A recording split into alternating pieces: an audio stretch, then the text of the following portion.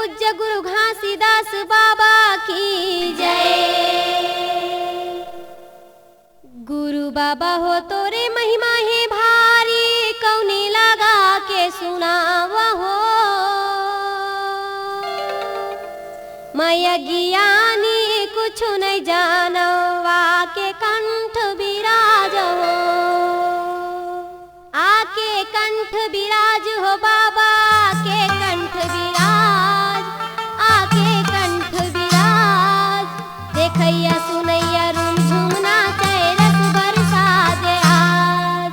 देखैया सुनैया room झूमना चैरस बरसा दे आज। बोलिए गुरु घासीदास बाबा की जय। सतगुरु लिए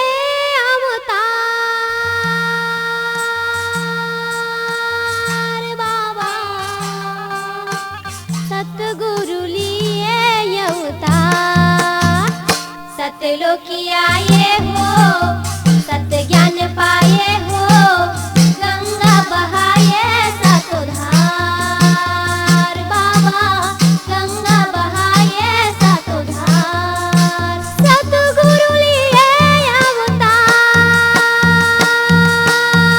बाबा, सतगुरु लिए अवतार। सत्यलोकी आए हो, सत्य ज्ञान पाए हो, गंगा बहाए सतोधार बाबा, गंगा बहाए सतोधार।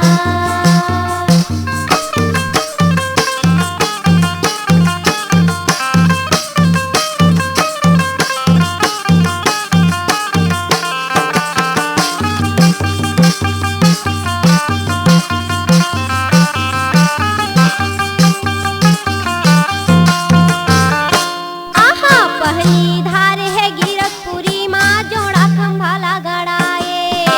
पहली धार है गिरकपुरी माँ जोड़ा खंभाला गड़ाए। आहा पहली धार है गिरकपुरी माँ जोड़ा खंभाला गड़ाए। पहली धार है गिरकपुरी माँ जोड़ा खंभाला गड़ाए। ये देख श्री धार माँ चरण अमृत कुंड पचकुंडीला बनाए। दूसरी धार माँ तीसरी धार में चरण अमृत कुंड पचकुंडीला बनाए। तीसरी धार में चरण अमृत कुंड पचकुंडीला बनाए। ये दे दूसरी धार में चरण अमृत कुंड पचकुंडीला बनाए। आहा पचकुंडीला बनाए हो बाबा, पचकुंडीला बनाए। सच के चिन्ह तहाँ बताए, सच के चिन्ह तहाँ बताए, पूजत है संसार।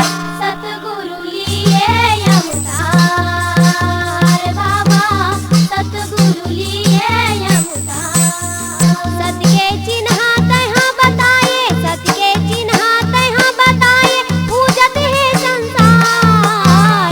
सतगुरु लिए अवतार बाबा, सतगुरु लिए अवतार।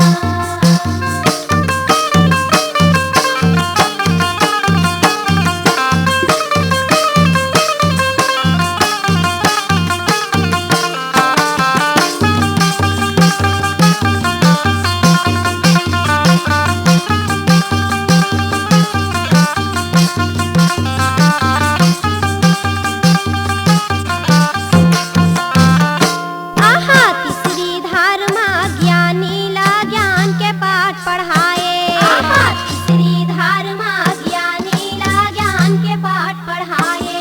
आहा चौथे धार में मारे बछिया संग सपुरा माता जिलाए।